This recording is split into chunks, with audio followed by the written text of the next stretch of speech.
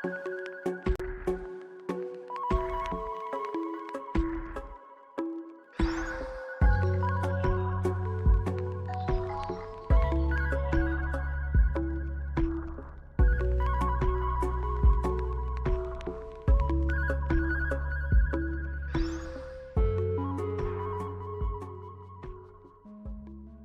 everyone to the Metropolis Forum's webinar, The Pandemic is a Portal Sustainability. I'm Avi Rajagopal, Editor-in-Chief of Metropolis. Thanks also to our sponsors, Econile by Aquafil and Kielhauer for making today's event possible. Today's session was inspired by an article written by Arundhati Roy in early April in the Financial Times. And the article is actually available for anybody who would like to go take a look at it. It's called The Pandemic is a Portal. She says, historically, pandemics have forced humans to break with the past and imagine their world anew. This one is no different. It is a portal, a gateway between one world and the next.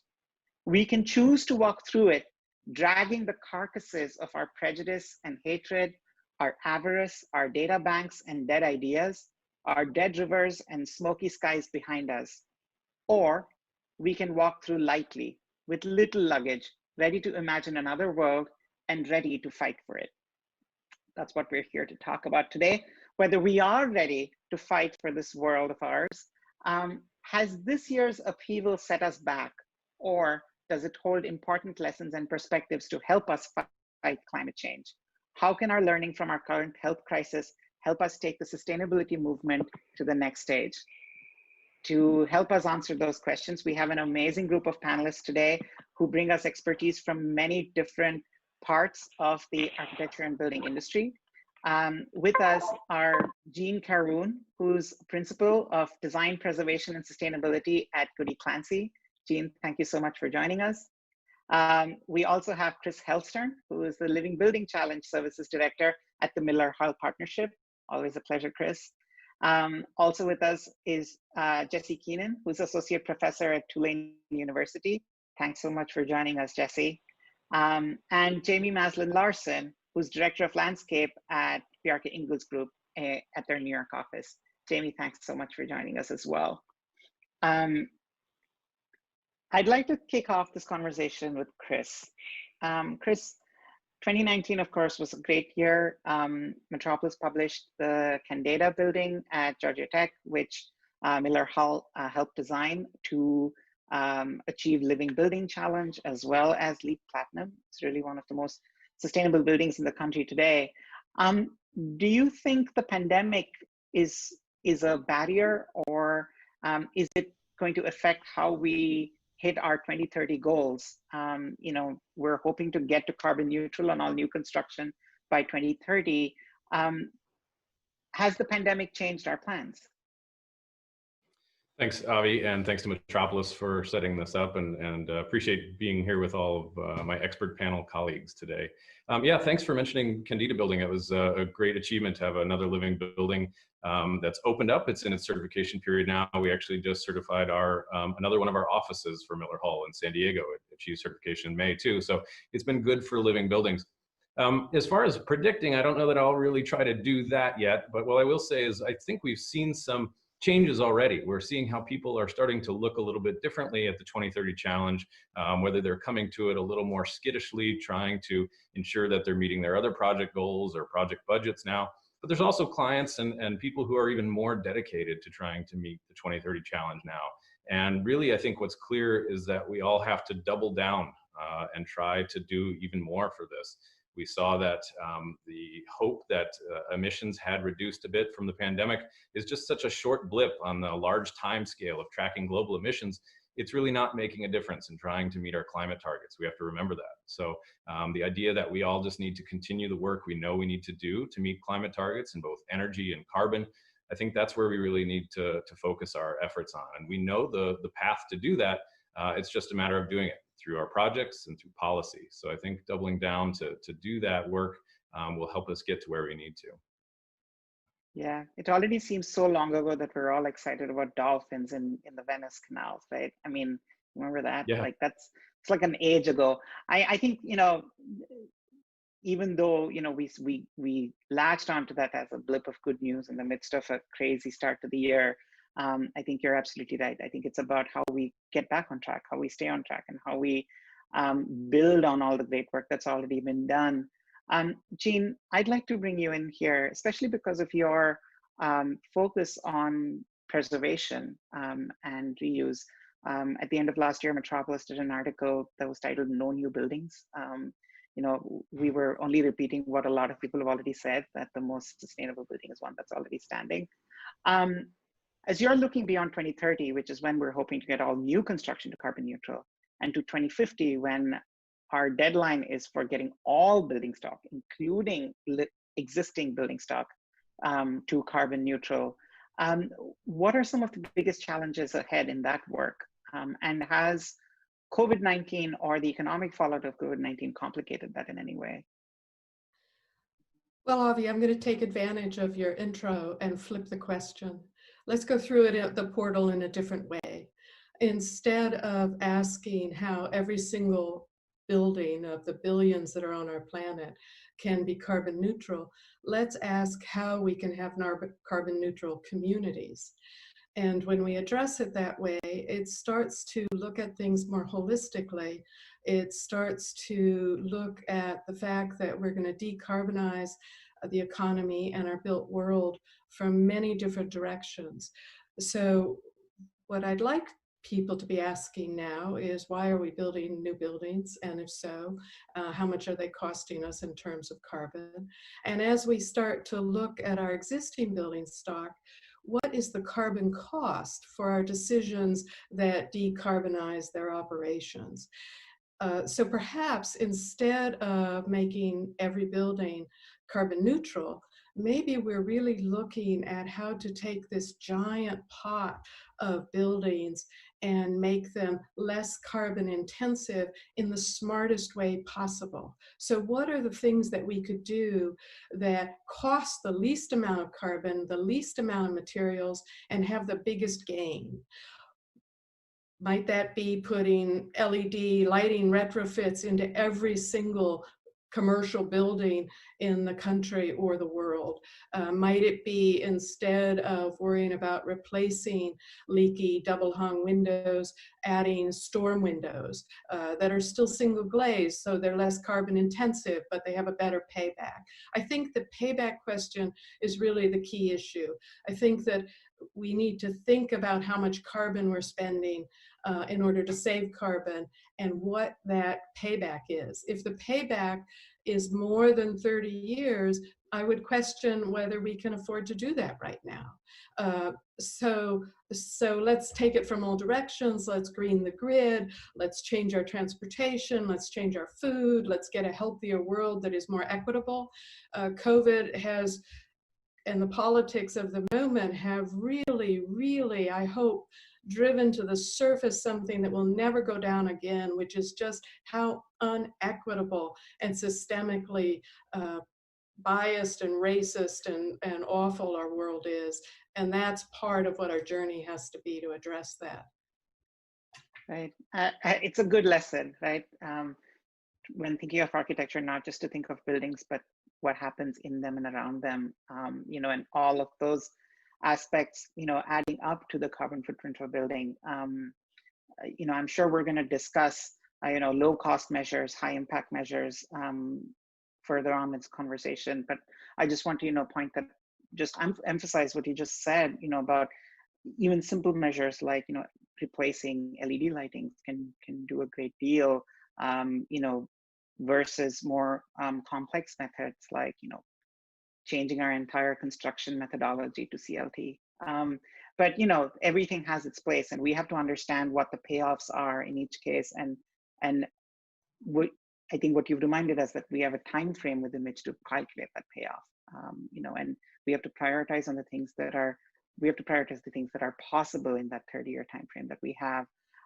Jamie, I'd like to bring you in on that. You know, as landscape architects, you know, you're often at that intersection between the natural environment and the built environment. A lot of new building systems, a lot of emergent systems that make buildings sustainable often make use of the landscape around buildings. Landscapes also are, of course, carbon sinks. Not to speak, of course, of Big's amazing work on resilience, especially here in New York City, where I'm sitting. So what are the priorities you're setting for landscape practice at Big in the context of climate change? Thank you, and thank you for having me join. Can you hear me? Yeah. Fantastic. Of course, landscape architecture is a relatively new profession compared to architecture. And since its beginnings, Frederick Law Olmsted always viewed it as being a system, and a system that is not only solving bigger issues like stormwater, but also setting up a platform for social integration within these systems. So what we're seeing right now is a few threads of work that's pretty consistent in our work. One is related to reuse of infrastructure, so aging infrastructure, like the project we're working on in Dumbo, Brooklyn, which is the repurposing of the BQE, or the re-envisioning of the BQE into the BQP, and the P is for park. So rather than recreating a highway that has a single purpose, can we solve the highway issues, but also create a connection between neighborhoods and its waterfront? So that was a pretty, that was a pro bono project, by the way, and a pretty radical re-envisioning of something that might be just rebuilt in a very traditional way. Obviously you're familiar with our work, Avi, with the Big U, and that's moved forward with our project on the east side coastal resiliency project. So we just finished construction documents on about 65 acres of park space that exists, and making it suitable for climate change in future, but also having hundreds and hundreds of community meetings so that the design reflects the needs of these communities. Really, I think another area that I think in the bigger picture, what we're really talking about is how our work latches onto existing initiatives so that we're bundling multiple benefits, not just economic development, which has really driven landscape architecture and a lot of development of cities in the last several years, but maximizing or taking advantage of economic development initiatives to expand and grow. Repurposing aging infrastructure, and that includes, streets, stormwater systems, adapting for climate change and resiliency, and that's not just coastal resiliency, but resiliency that relates to heat islands. So how do we make a stronger urban forest? How do we make more equitable distribution of public space? How do we bring heat relief into communities? I think mentally we're talking about a reframing of how we view our cities. I always tell younger students this, but like 20 years ago, I never recycled. Recycling was brand new 20 years ago. So 20 years from now, we could see a completely different world, a completely different city scape, one that's more stitched, one that's more equitable, one that's greener, and one that's safer. But the money has to follow, and that's the big challenge right now. So maybe we'll talk about that a little bit later. Yeah, you've keyed up Jesse almost perfectly there. But before we go to Jesse, just a reminder, we're here talking about how the pandemic can be a portal for sustainability with Jean Caroon from Goody Clancy, Chris Helstern from Miller Health Partnership, Jamie Maslin-Larson from Bjarke Ingels Group, and I'm just going to bring in Jesse Keenan, who is an associate professor at Tulane University. Jesse, Jamie, of course, spoke about lots of things, the social fabric of sustainability, how we start to see building or site use as part of its sustainable attributes, also connects to what Jean was talking about, in terms of looking at whole communities rather than individual sites or individual buildings, and what Chris was talking about in terms of, really making sure that all our priorities are tracking towards that larger goal of decarbonization. Jesse, you just wrote a great paper on the connections between the climate change movement and COVID-19, the things that we've learned through COVID-19 and how that might serve us or hinder us in the climate change movement. Can you tell us a little bit about that? I mean, how do we steer our land use strategies, our urban strategies towards mitigating climate change in the wake of what we've learned from COVID-19? Well, thank you for the prompt, and thank you for the opportunity to join these panelists and you all today. I think there's some really interesting things happening. I think climate change and resilience and adaptation planning specific to climate and biophysical and physical impacts have helped prepare us in many ways for what we're dealing with COVID. And I think conversely, there's a lot of things that are happening with COVID that I think will inform our engagement with climate planning going forward. But there's other shocks and stresses to our system that I think in many ways we're seeing sort of stress tested. For instance, the foreclosure crisis and the legislation that we had to stabilize our housing economy is actually really helping us right now, believe it or not, as dire as things seem. But I think there's many opportunities when we're thinking about sustainability and we're thinking about fiscal policies associated with our response. It isn't just about tenant stabilization and unemployment benefits. Those are important things. I think what we see in the trillions of dollars that we are spending is perhaps an argument towards the end of austerity.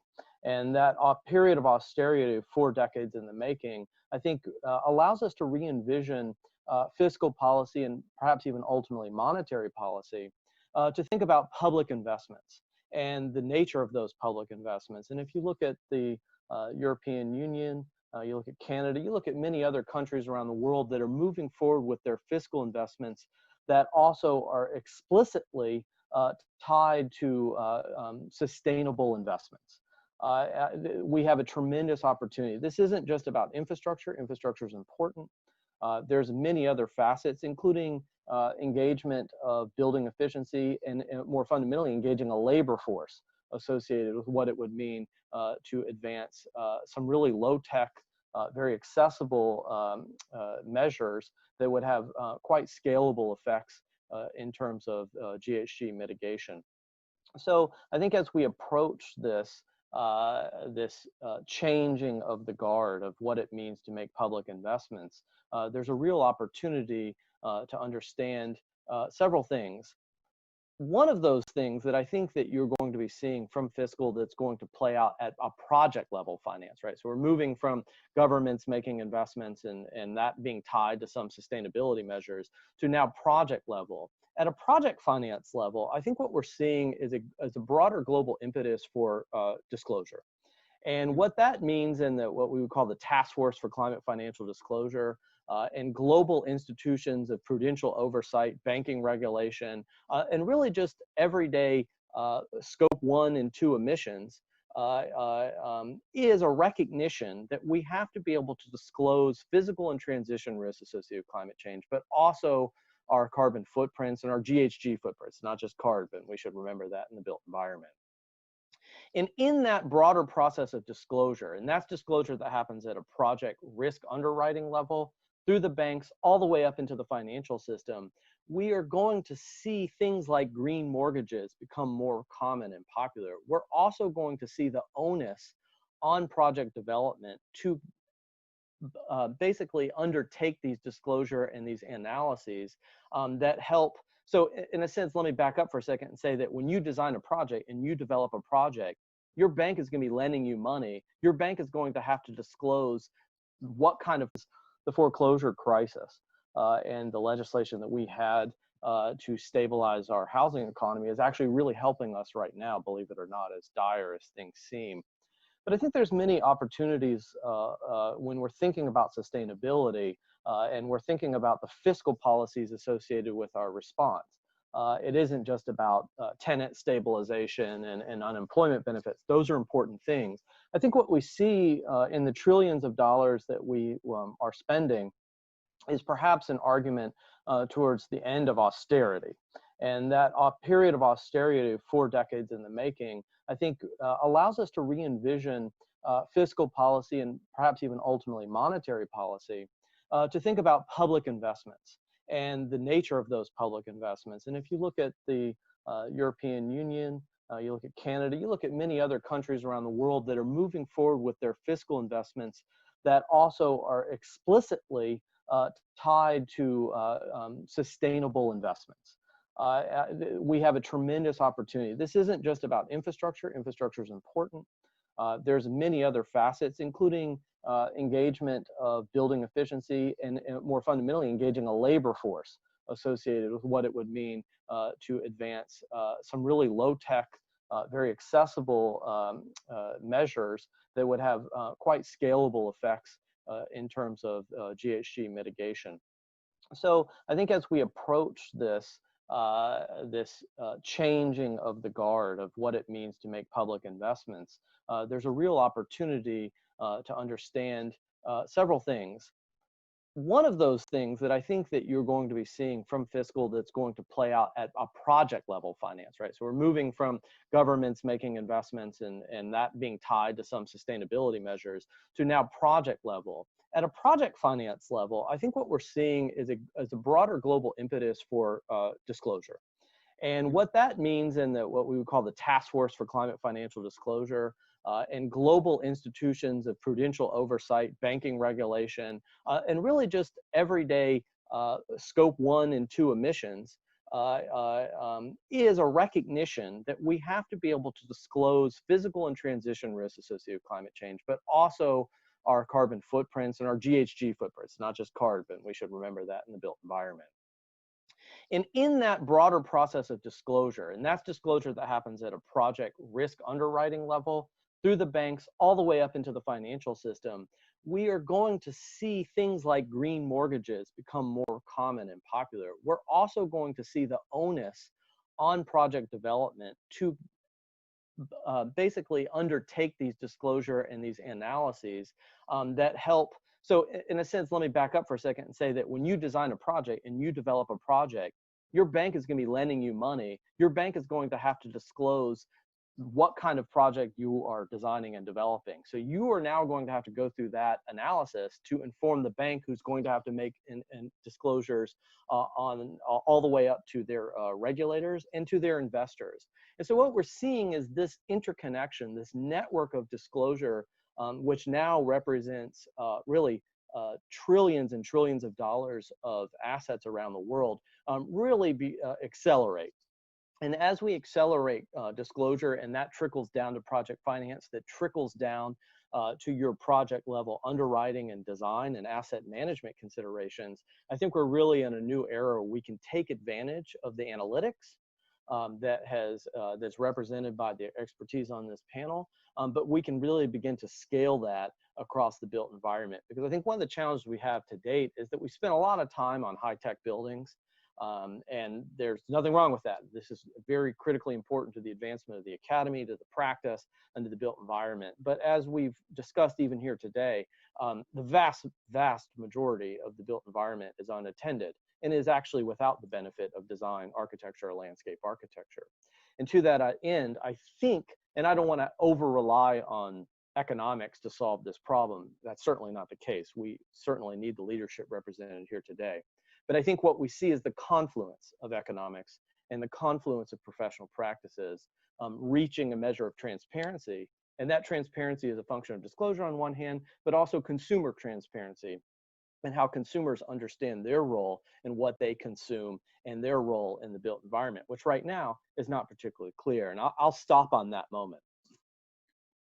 Yeah, I mean, I think there's a lot of things that stack up in what you just explained to us, Jesse. But I think at the heart of it, I don't want to boil it down by any means, but I think at the heart of it is really looking at transparency, as you said, as a key mechanism for how we drive change, right? How do we drive change in areas that as designers or as the design industry, we necessarily don't have agency in.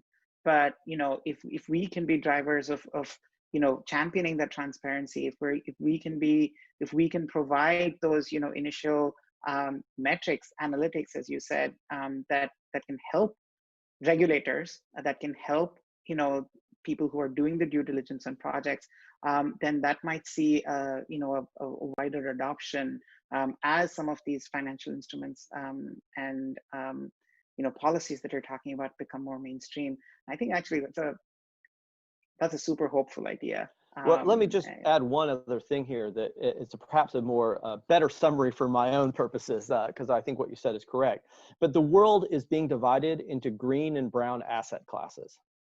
And global capital, no matter where you design or invest in projects, anywhere in the world, it's a globalized system and economy.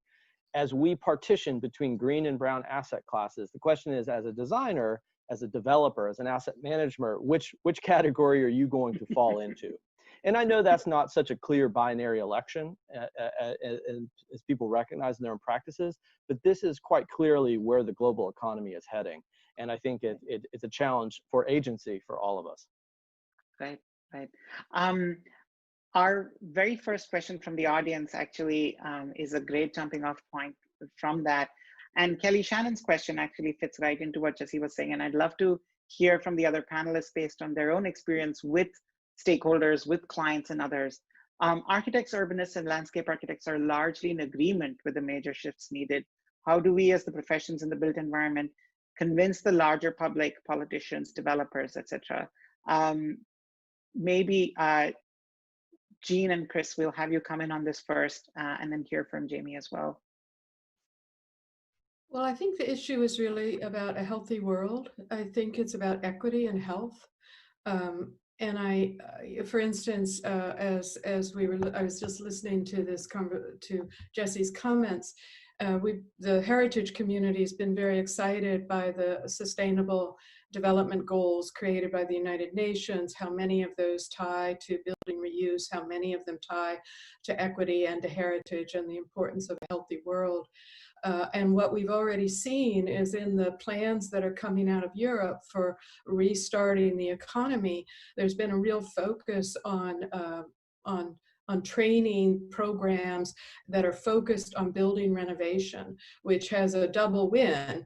It decreases the carbon from new construction, and it brings people into the workforce very dramatically. And we know that renovation and work on existing buildings, for every dollar spent, the estimates are it's 20 to 40% more jobs come out of that.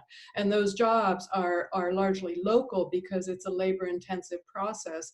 And so that helps put money back in to the community. So I think that we are making a mistake if we focus too much within our technical realm. We need a healthy world. We need a world where our raw resources are not being exploited, and raw resources have have doubled in the last 40 years, raw resource extraction. They're set to double again.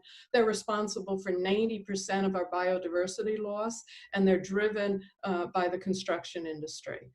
We need to, and they disrupt communities, and they create ill health in many, many, many places. We need to disrupt that cycle. This is about health, and we can do this, and we can help share that message without making it about architecture, design, and zooty buildings. Yeah, I agree with that. I think first I'll just acknowledge too that this is a real challenge, and it's one that we all face every day, right?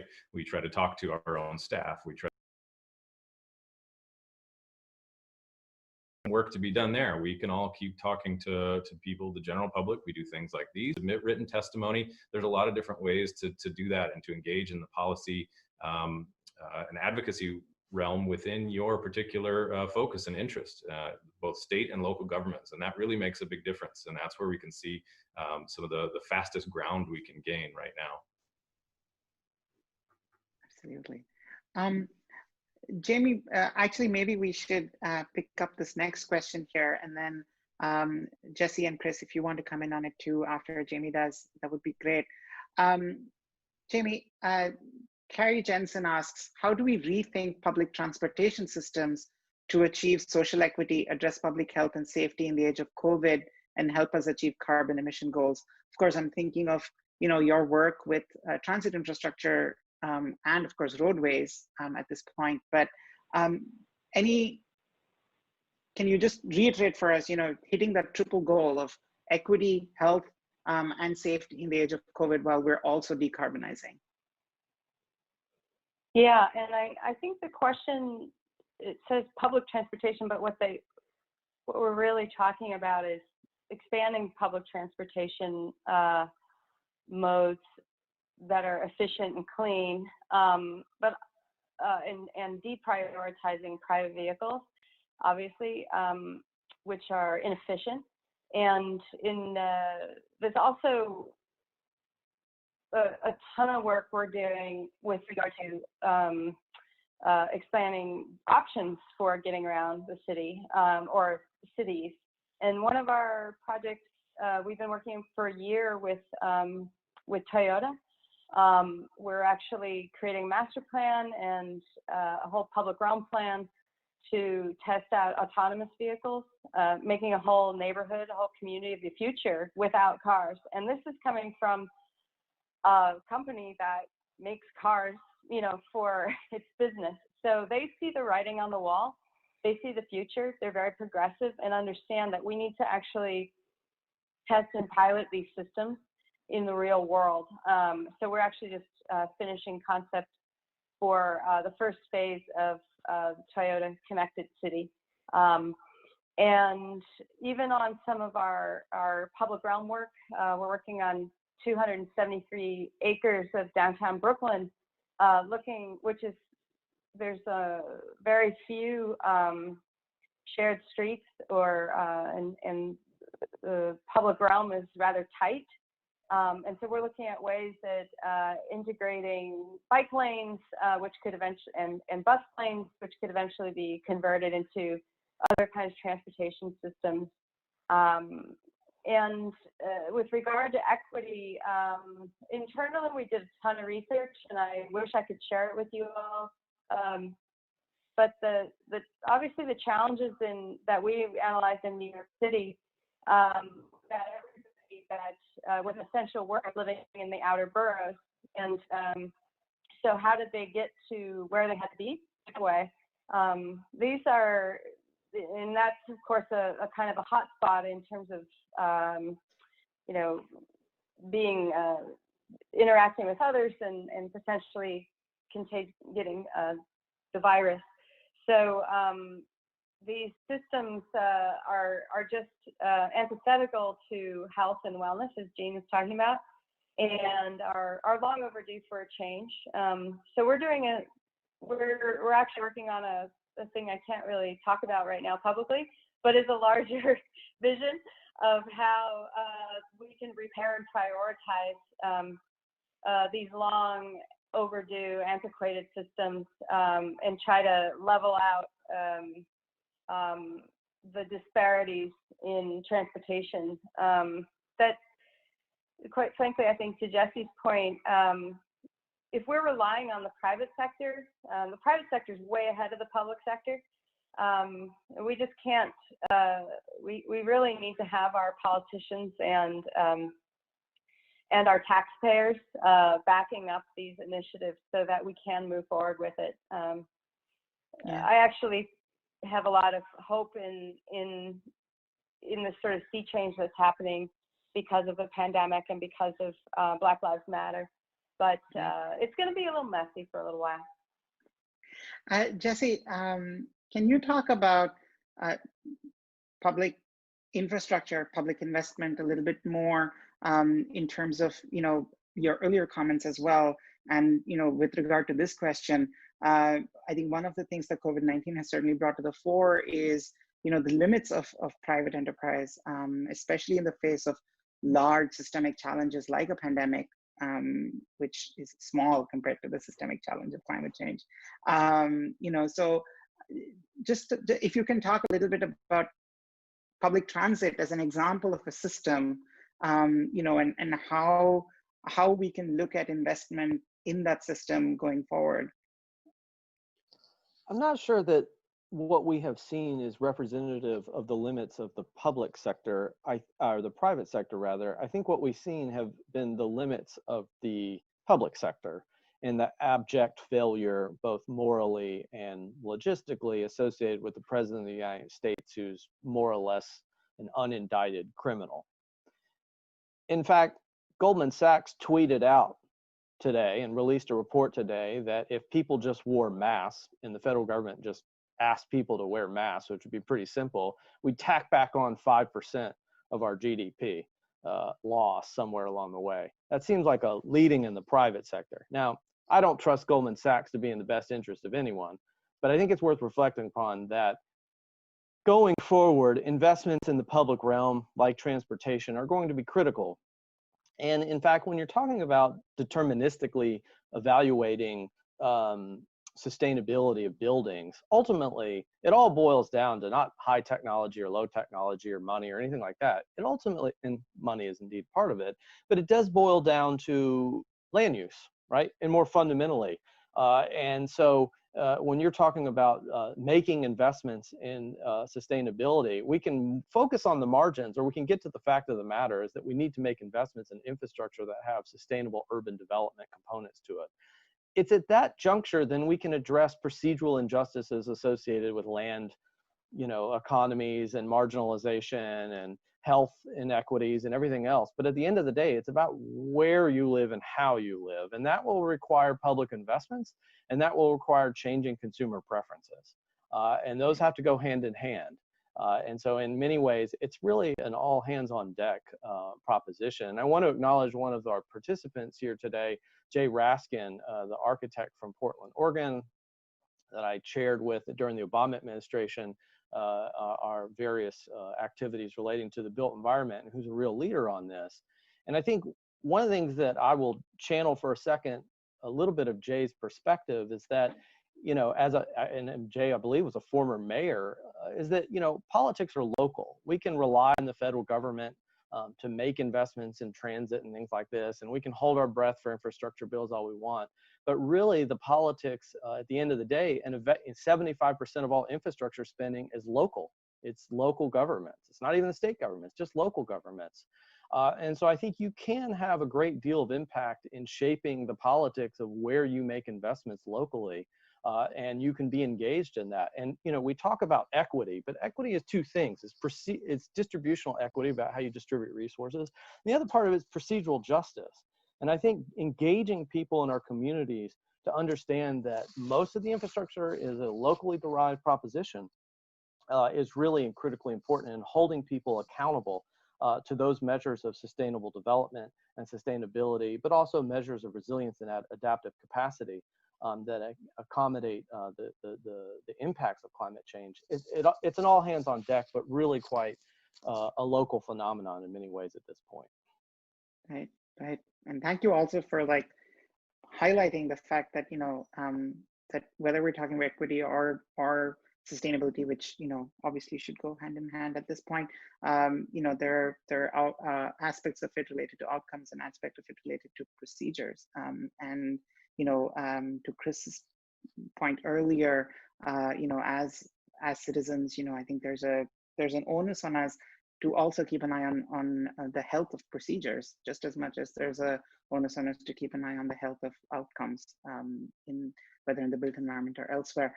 Again, we're here with Jesse Keenan from Tulane University, Jamie Maslin-Larson from Bjarke Ingels Group, Chris Helstern from the Miller-Harp Partnership, and Jean Perun from Goody Clancy, talking about how we can step through this portal, that's the pandemic, hopefully into a world that is more sustainable than the one we were in at the end of 2019. I'd like to take a few questions now at a fairly rapid clip. Again, Ken Brooks asks, as we head into a new world, what are the newly identified gaps of knowledge that will become part of our research agenda for becoming more sustainable, resilient in this new world? So, you know, what are some things that we found we don't know quite enough about at this point? Chris, maybe you want to jump into that one, and then maybe Jean, we can follow up with you there. Sure. You know, I think Chris just froze up. About it, there's not a lot of major research yet for existing buildings. We know how to build new ones in the correct light and regenerative light. We know how to make public policy and do equitable things, but trying to find some little keys to research that can really be helpful. I mean, we're at Miller Hall, we're doing some in-depth research about the about responsible forestry practices and really trying to understand what that means around carbon. But we don't need the answer to that to necessarily know how to reduce our carbon footprints in our buildings and to use wood and other climate smart materials. We know that using more landscape it can be more beneficial. We know that building equitable communities and transportation systems that are in these lights that we just talked about are all things that can solve it. So it's not that there's major gaps, it's these little opportunities for research and finding out how to, when we build with new chemicals or new products, making sure their toxicity concerns have been alleviated there, and just finding ways that we really answer some smaller questions. I think in a large part, the industry knows what to do and knows what's right.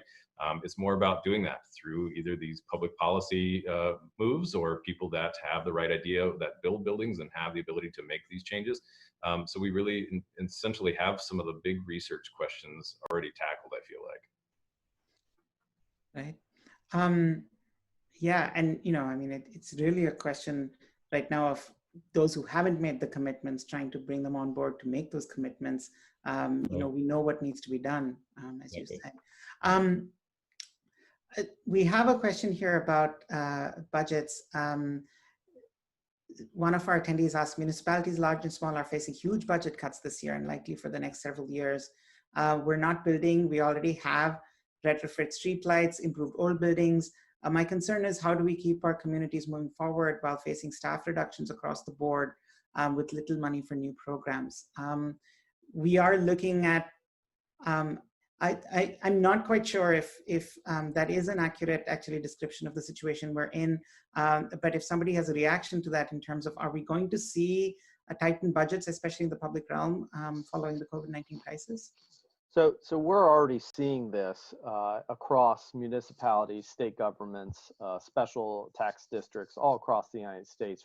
Revenue's down, it's projected to be down, cash reserves are running short, you know, in tourism dependent places like Florida, which are also high at risk, really all across the country. You're seeing in not only just the public sector, but also the civic sector, foundations. You see, you know, we're going to see what we saw in the Great Recession only 10 years ago, where you're going to see momentum shut down. You're going to see a labor force that is superfluous, that's doing environmental things that will be deemed superfluous and will be laid off, and we'll lose many years of human capital investment in these projects, and you know, for things that aren't nearly about to be funded, that aren't already in approved capital improvement plans, we're going to see a lot of projects shelved, and we're going to lose a lot of momentum. It wouldn't surprise me if we're going to be set back a solid 10 years on many of the resilience and adaptation and hazard mitigation programs that aren't explicitly being funded through public assistance programs or the state hazard mitigation programs.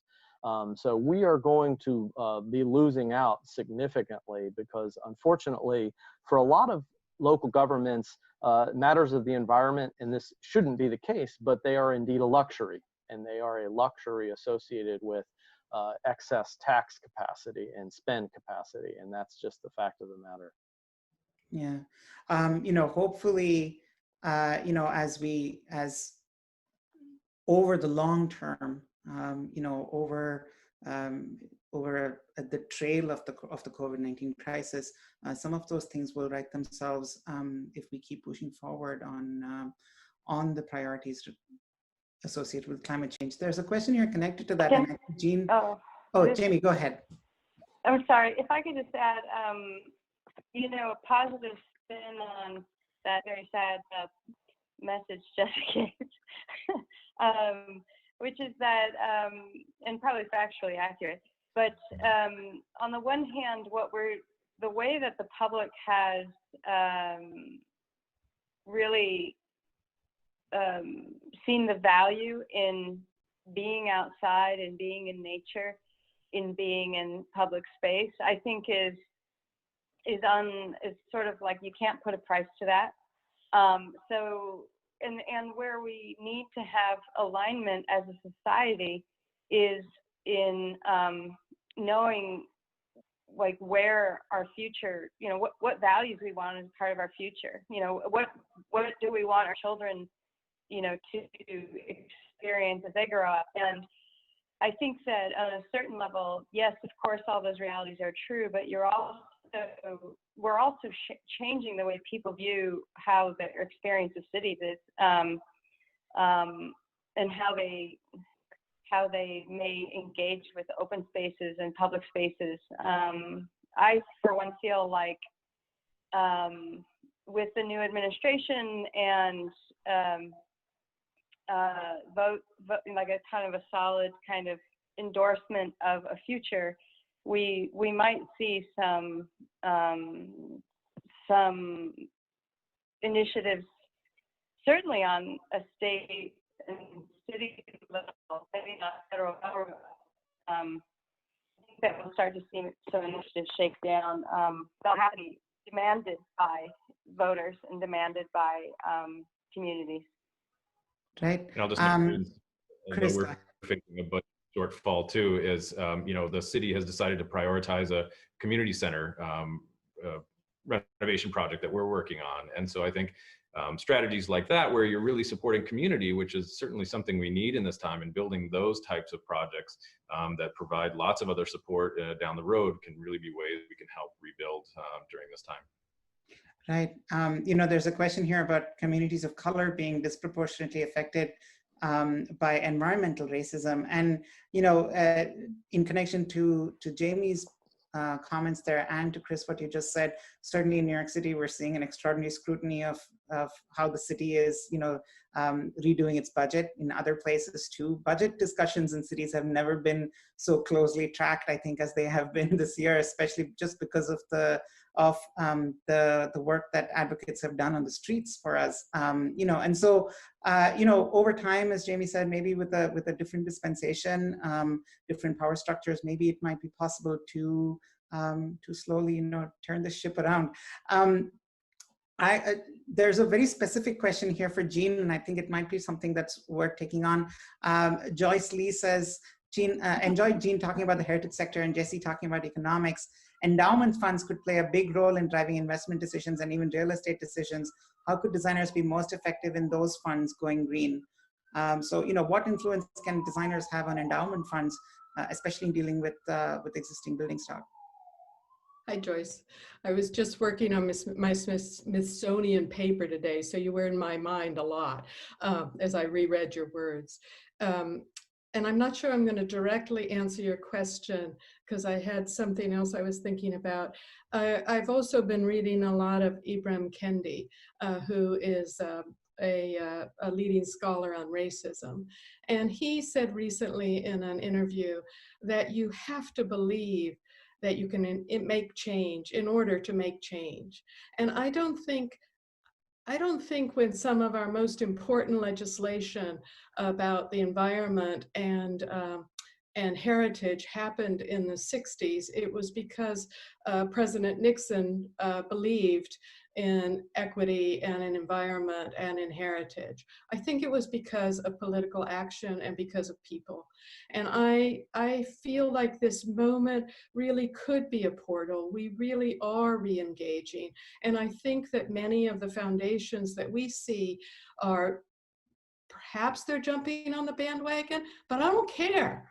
I'm thrilled they want to jump on the bandwagon and prove how dedicated they are to equity and inclusion and diversity. It's great that they want to jump on the bandwagon. It's great that they think that if they don't, they're going to lose clout.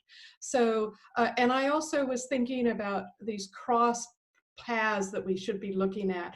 I was really struck by Actually, Chris, I was at the Sustainable Design Leaders 5-minute presentations yesterday, and somebody was talking about the Just Build program in Philadelphia, which is funded by taxing soda.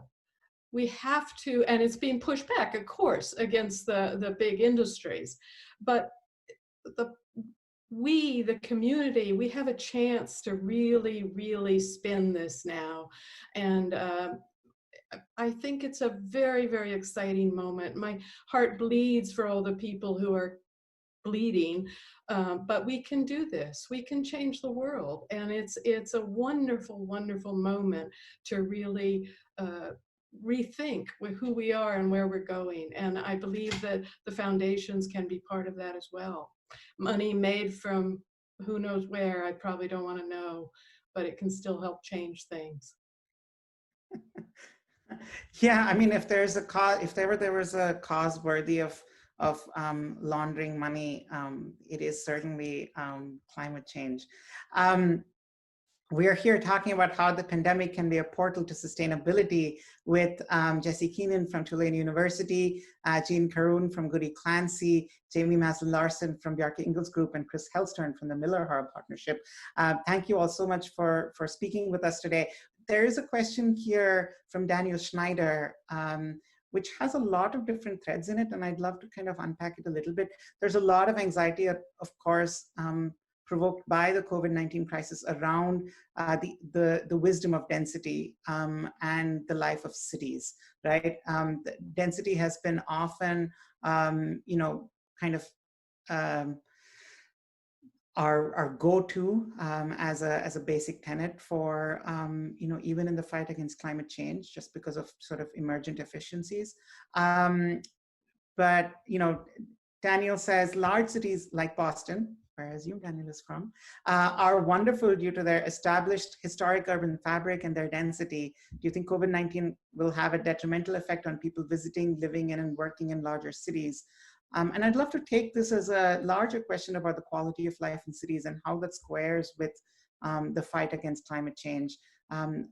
If I would love to have all of you kind of weigh in on that, if you don't mind, just what your thoughts are on sort of urban life. I'll jump in very quickly and say that, you know, cities in the course of history have always had ebbs and flows of population dynamics associated with various crises, including those associated with pandemics. I think when you contextualize this to consumer preferences and affordability, which are the two drivers of how we think about demographic change in cities, I'm skeptical that we'll see much impact at the end of the day. In fact, I think there's a counter influence here, which is accessibility to high quality healthcare. And I think we recognize that healthcare is part of an urban network and a part of a urban service, and indeed it is an amenity. And I think we increasingly value that more so than ever. And if you look even in places like New York City, which have been absolutely devastated, it's a critical component of it going forward.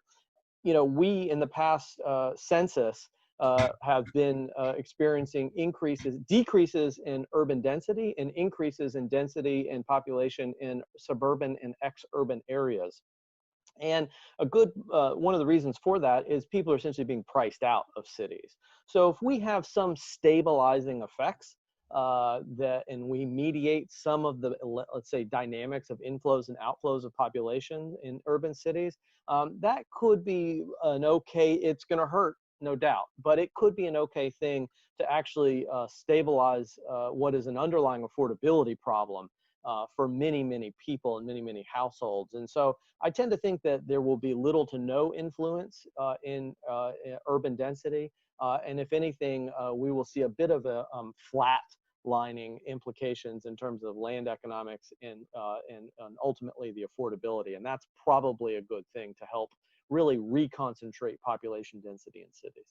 But I think we have to ask what the right density is. And I'd like to see, as we talk about transformation, there's a lot more conversation about a circular economy, which I find really, really exciting. We've moved from talking about the triple bottom line to really talking about a circular process of reducing waste and building, reusing what we have.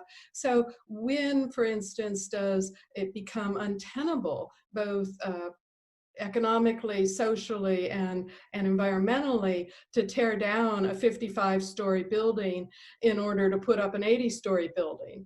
And that to me is part of the question we have to ask. And should we also, will COVID help us strengthen smaller communities that offer quality lifestyles and can be livable if you can if you can telecommute? And will it also then strengthen potential for those smaller communities to have high-speed connections to larger communities? I'd like to think that we're going to shift the economies away from this more, bigger, and all land deserves a bigger building on it. I just don't think the world can support that in terms of equity or material extraction. Yeah, I agree with those points. I think it's also important that we make sure that our response to COVID and some of these other issues don't come at the expense of the environment. We have to ensure that while we know better and more outside airflow is good for our buildings, that we don't, take a hit on energy for that. We now are seeing this single-use culture kind of thrive again. So these reuse of individual masks and all these items just for safety, or even trying to apply antimicrobials to everything. We know that's not the right solution. So making sure that all of our attempts to deal with COVID and some of these other issues aren't at the expense of the environment, similar to all the benefits that we know we get from urban living. And that's just on us now. As these short-term changes in response to COVID are probably not going to be long-term. We have to still be thinking at a much larger scale to meet climate crisis and climate targets. Right. Thank you so much to our sponsors, Econalba Aquafil and Kielhauer, for supporting today's conversation. And thank you to our wonderful panelists for speaking as well. Jamie, I'm going to let you come in on that question about quality of life in cities. Yeah, I mean, I think there's a real difference between density and overcrowding. So it's like, the other, when you think about the two, there's also a lot of research that supports that where there was density and wealth versus density / overcrowding and not wealth, COVID had a very, very different impact on both of those scenarios. So density is extremely sustainable future for us. But it can't just be in a vacuum without all of the other benefits that go into creating a beautiful neighborhood. And there's been a lot of critique of Hudson Yards in New York City as sort of a big, kind of shopping mall, or lacking the granular kind of feel of old New York. I actually feel like we kind of have answers to these a lot of these questions. We understand what a great city is. I'm sure every single architecture firm has analyzed the, everyone and built from what Jane Jacobs learned a long time ago, and many other urban theorists. So it's really about trying to get the right people at the table, level out where the power is, taking it from few and kind of having political will and political courage to try to spread some of these lessons learned about what makes great cities and across the board. Do you have a grocery store in the neighborhood that sells healthy food? Do you have access to open space within a 10-minute walk? Is there a place where your child can go to school? These are very simple questions that can be mapped, and metrics can be developed, and people can start to equate quality of life in density. They don't have to be mutually exclusive. So, but again, we need political will, we need community support, and we need someone to force the hand of developers. Analysis, but whenever you get around that, at the end of that analytical trail, you draw a line, and it depends on which side of the line you're on how you define the equitable burdens and benefits. At the end of the day, it's about a price on carbon, a tax on carbon, and once you do that, that's the fundamentally most effective and efficient way from which you're going to change all of this.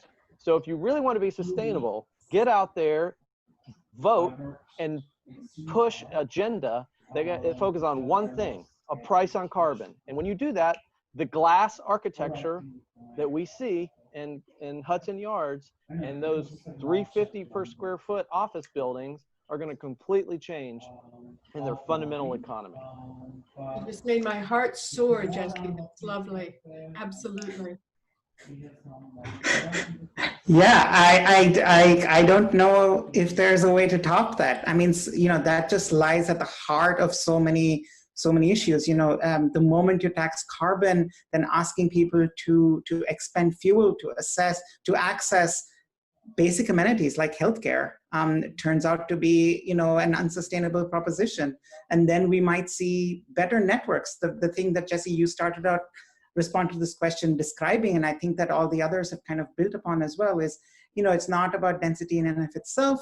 It's not about even ebbs and flows in density. It's really about those networks that support density or the lack of density. And, you know, the way to regulate those networks, I think, in the final assessment is through some form of carbon assessment, you know, in the form of a tax, in the form of incentives, in the form of a coordinated system that takes into account carbon as the basic material flow on this planet.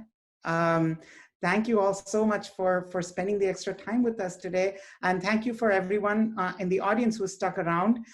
We've addressed a fair number of questions. Some of our panelists I've seen have also been in the back end answering some questions for our attendees as well. Thank you so much for doing that, all of you.